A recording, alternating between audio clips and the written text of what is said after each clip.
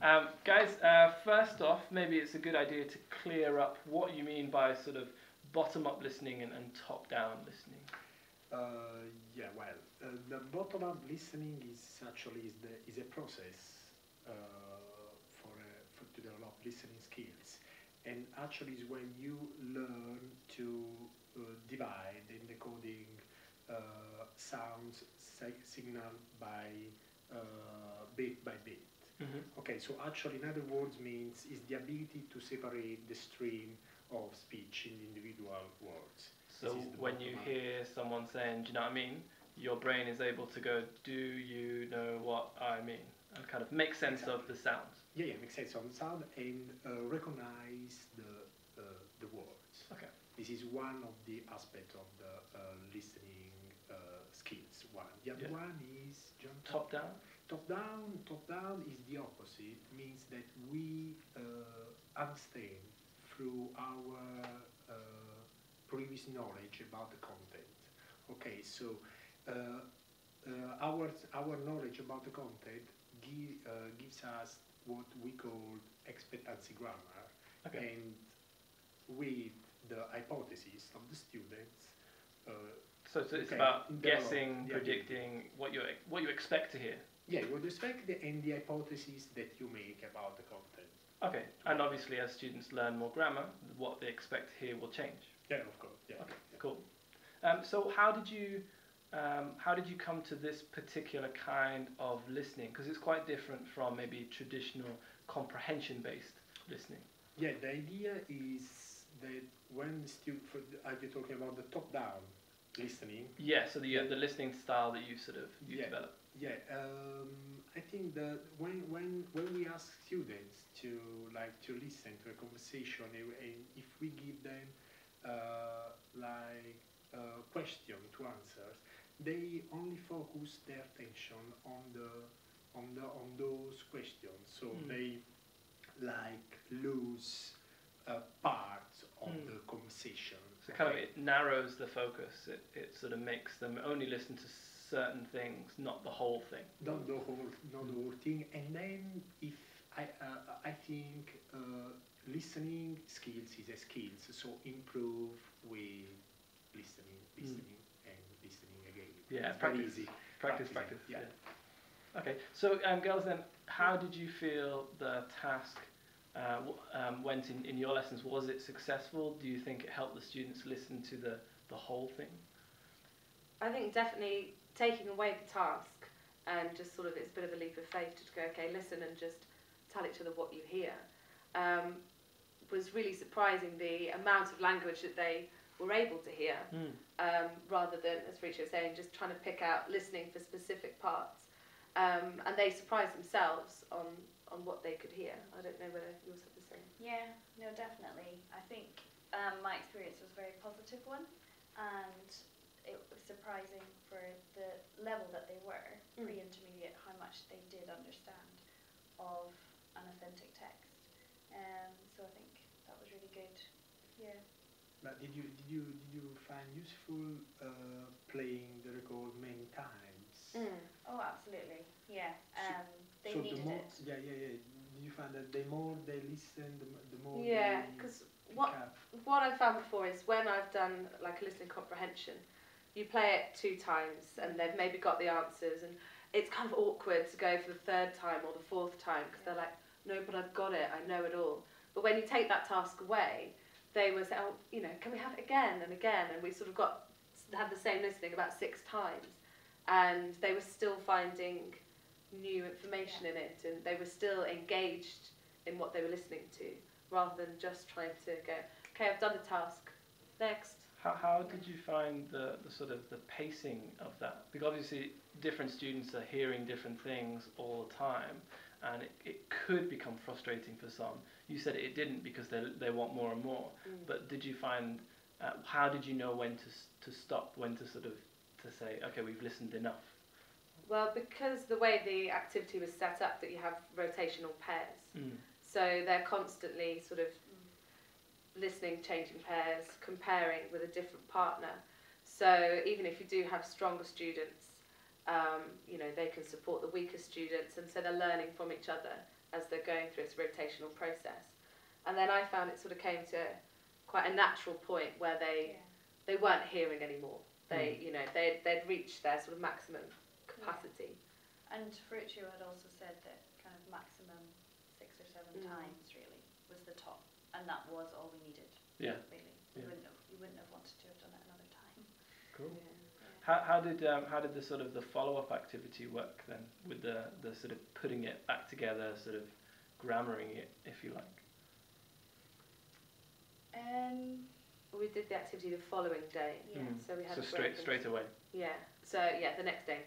And we had certain chunks taken out, and yeah, the students responded really well to this bit because they found it particularly sort of challenging,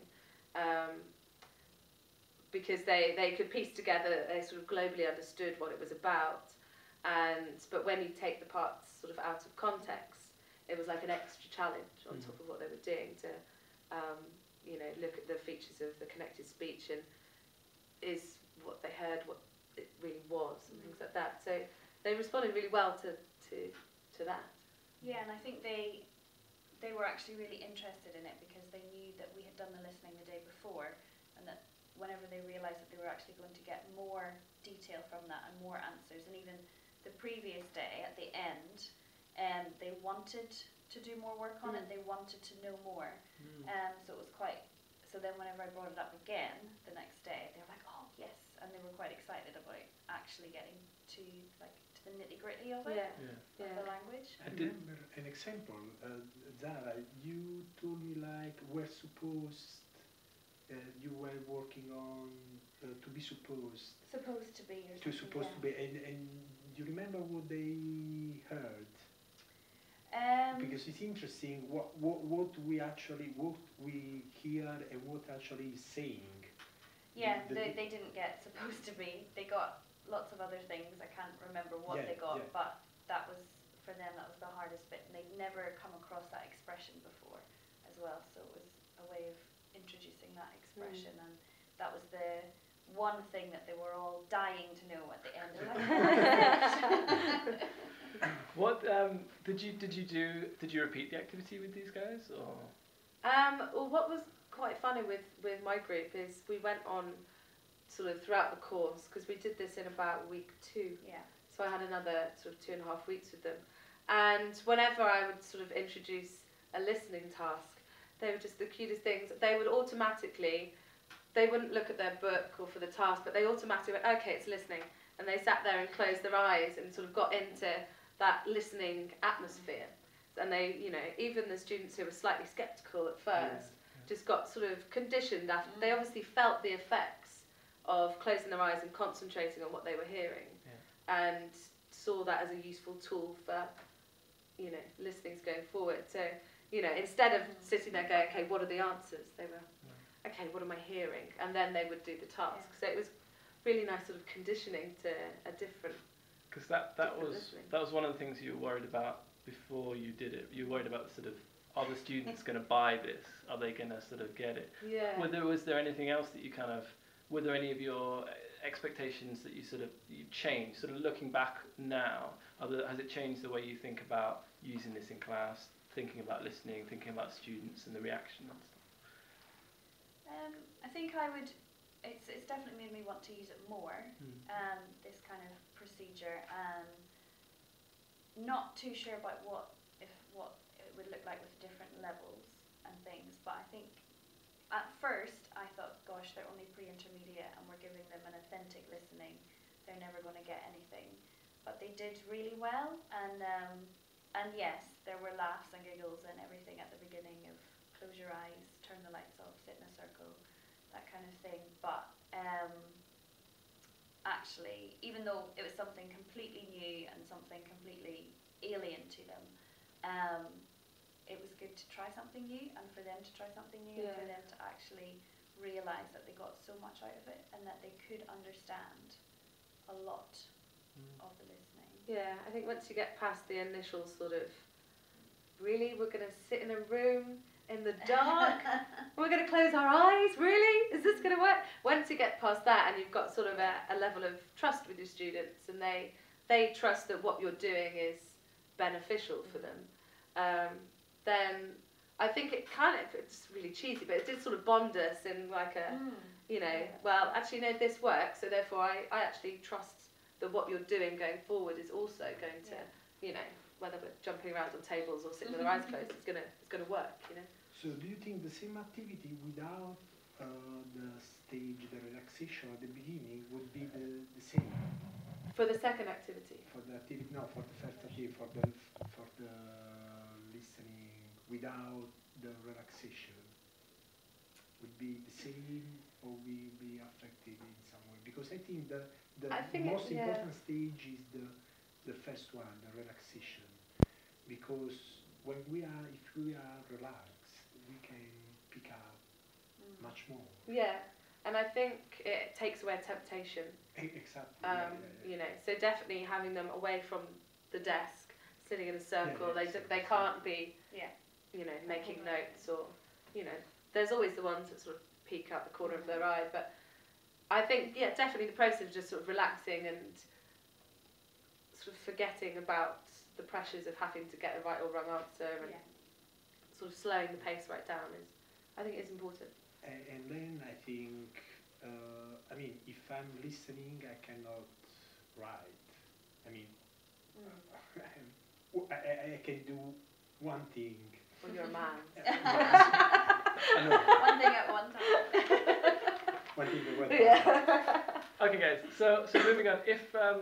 If you were sort of key advice to a teacher who wants to try and use this out in their lessons, try and incorporate these ideas of of relaxation, of taskless listening, of sort of the ideas of separating the listening into these two stages, the bottom-up stage, the top-down stage, what would be key for a teacher to sort of take in mind if they want this to be successful in their lesson, do you think?